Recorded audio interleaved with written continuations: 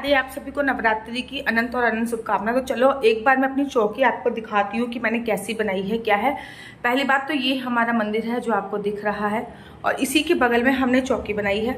चौकी से रिलेटेड जो भी सामान है वो रखा है यहाँ पे, जैसे कि घी हो गया, ठीक है ना, और जो जिस सामान की हमें आवश्यकता पड़ेगी वो सारा सामान हमने यहाँ पे रखा है। अब चौकी पे हमने क्या क्या रखा है वो बता देती हूँ। सबसे पहले इसके साइड में हमने जो बोए हैं, पहले ये हमने ये चौकी है, चौकी के बिल्कुल साइड में जो बोए हैं, ये जो पत्ते दिख रहे हैं ना, ये सारे पान के पत्ते हैं।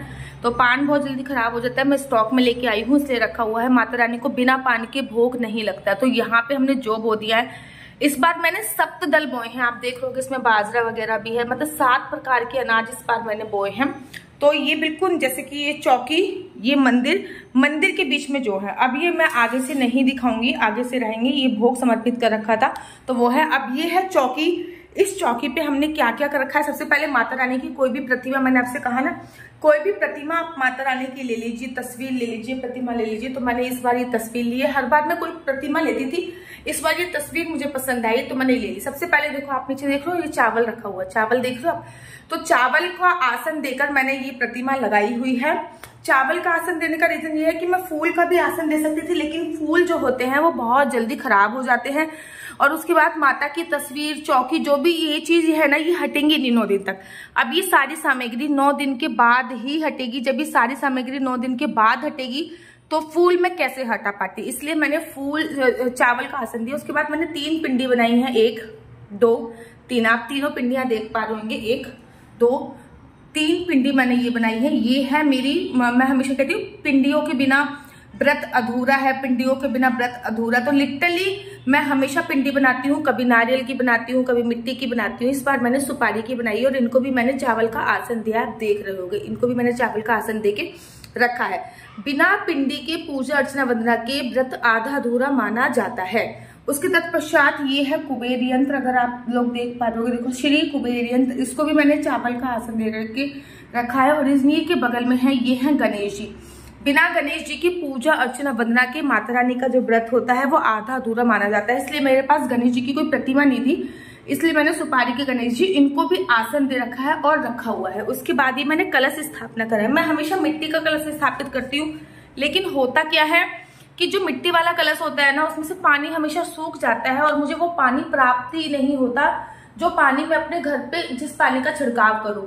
9 दिनों तक मैं पूजा अर्चना वंदना करूंगी, फिर ये जो पानी है ना, ये इतना पावरफुल पानी हो जाता है, इतना अभिमंत्रित पानी हो जाता है, इसका छिड़काव मुझे घर पे करना होता है। लेकिन अगर मैं मिट्टी का बर्तन रखती हूँ तो वो पानी सूख जाता है। इसलिए इस बार मैंने तांबे का बर्तन रखा।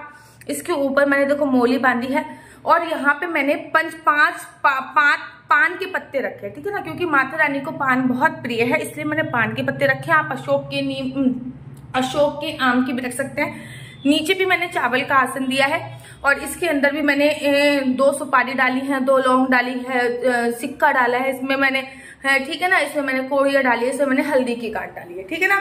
उसके बाद ये है माता रानी के चरण, इनको भी मैंने आसन दिया है। तो ये देख लीजिए, मेरे पास ये चांदी के चरण थे जो कि मैं दिवाली पे लेके आई थी, तो मैंने ये रख दिए। 2 नारियल मैंने रखे हैं, एक तो ये नारियल और एक ये नारियल।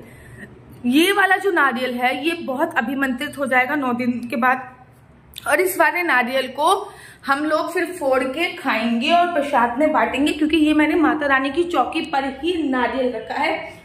9 दिनों में ये नारियल बहुत ज्यादा अभिमंत्रित हो जाएगा। उसके बाद ये प्रसाद स्वरूप सब ग्रहण करेंगे। मैं बेसिकली, मेरे पास ये नवग्रहों का यंत्र है जिसमें 9 ग्रह हैं। आप सुपारी से भी नवग्रह बना सकते हो। मेरे पास नवग्रहों का यंत्र है जो कि मैंने अमेजोन से लिया था। लिंक चाहिए तो आप लोग बता सकते हो, मतलब मेरे भाई ने मेरे को भी दिया था, लेकिन ये अमेजोन का पार्सल था। लिंक चाहिए तो आप मुझे बता सकते हो, मैं आपको लिंक दे दूंगी। तो मैं हमेशा नवग्रह लगाती हूँ, और इनको भी मैंने आसन देके, क्योंकि नवग्रह की चौकी की पूजा मतलब नवग्रह लगाने ही लगाने हैं। जैसे वैष्णो देवी की यात्रा भैरव बाबा के बिना इनकम्प्लीट होती, वैसे माता रानी की पूजा अर्चना वंदना हनुमान जी के बिना इनकम्प्लीट होती है। तो यहाँ पे मैंने हनुमान जी भी रखे हुए हैं, आप देख पा रहे होंगे।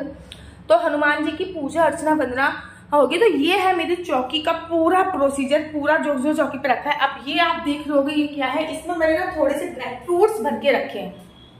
रीजन बताती हूँ।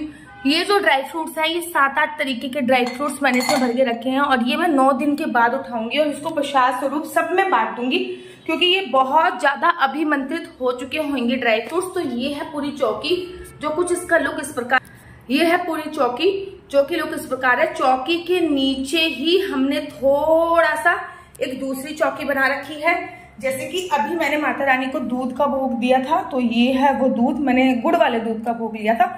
मैं सुबह की पूजा इसमें करती हूँ, तो ये देखिए ये पूजा के बाद बुझ चुका है दिया, ये वो है, अब धुलने के लिए जाएगा।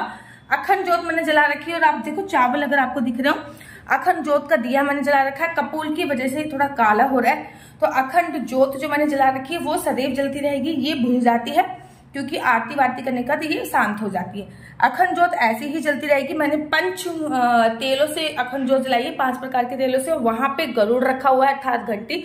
तो ठीक चौकी के नीचे एक छोटी सी चौकी है और ये है हवन कुंड, ठीक है ना। तो पहले तो इसकी जो सुबह सुबह की जो पूजा करी थी उसकी हल्की सी राख हम ले लेंगे और अपने मस्तक पर लगा लेंगे। तो इसमें हम डेली हवन करेंगे और इसको तो मैं अभी बाहर ले जाके गमलों में डाल दूंगी इन सामग्री को। तो डेली हवन में इसमें ही होगा और हवन से ही माता रानी सामग्री लेती है। इसी में ही हम लौंग डालते हैं, इलायची डालते हैं, सुपारी डालते हैं, पान का पत्ता डालते हैं इसमें हम। तो इसमें हम बड़ी सारी चीजें डालते हैं। तो ये है हमारी हवन सामग्री, मतलब हवन करने का सामान। ये मेरे घर का मंदिर है। पहले इनकी पूजा होती है, फिर इनकी पूजा होती है। इनको स्नान वगैरह हम लोग कराते ही कराते हैं। तो कैसा लगा आपको मेरे घर का मंदिर, कृपया कमेंट्स करके जरूर बताइए। और आपके कोई भी क्वेश्चन है तो आप मुझसे जरूर पूछ सकते हैं। अगर आप लोग अपनी कुंडली मुझसे दिखवाना चाहते हैं तो मेरा नंबर है 4 बार 9 20 25 65। मैं दोबारा से रिपीट करती हूँ, 4 बार 9 20 25 65।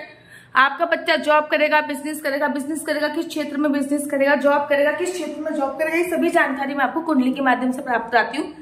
ये है मेरी जुगल जोड़ी सरकार, देखो कितनी सुंदर लग रही है। और ये है मेरा लाला, ये बैठा पड़ा है, दूध पी रहे हैं।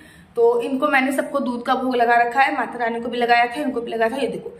तो ये है मेरी जुगल जोड़ी सरकार और इनके साथ हमेशा एक गैया और एक कछुआ हमेशा रहता है।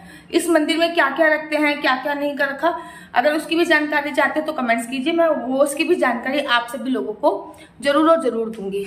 आपको मेरी वीडियो अच्छी लगती है तो आप अपना यूट्यूब चैनल हरि बोल को लाइक से सब्सक्राइब करना बिल्कुल भी मत भूलिए और कुंडली दिखाने के लिए आप मुझसे संपर्क कर सकते हैं। तब तक के लिए मुझे दीजिए इजाजत। राधे राधे, हरे कृष्णा, हरि बोल।